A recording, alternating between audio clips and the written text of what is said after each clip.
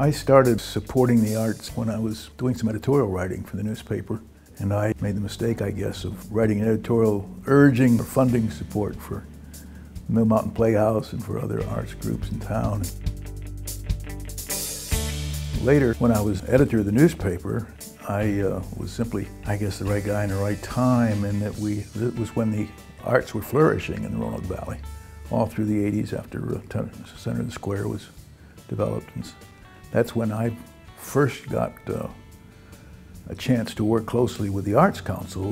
When I retired in 1995, Susan Jennings and others pulled me into the Arts Council, which was a great opportunity because I was simply having a chance as a volunteer to do what I'd always believed in anyway. But I had the chance to come onto the Arts Council board after I retired from the paper, because then I could take a public position on issues I hadn't been able to before that time other than in editorial writing.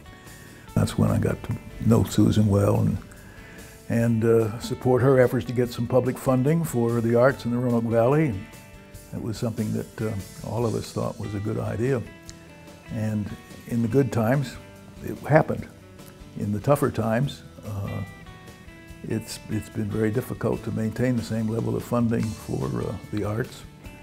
And I'll still continue to say, as I did when my son was on the stage at Showtimers with Artful Dodger, or with my daughter, a painter, my wife, fundraising leader at the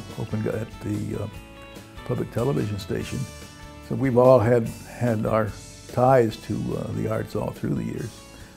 It's been a tough time in more recent years, whether it's been funding for most essentials in government, and I do regard the arts as an essential part of necessary government support for the arts. But what the future is, I can't read crystal balls very well, but I do think all recessions end sometime, downturns end sometime, and I think we are positioned with the Taubman, with the Mill Mountain Theater, we come back, and with the Jefferson Center and other opportunities to support the arts, that we'll be back in an even more activist way than in the past.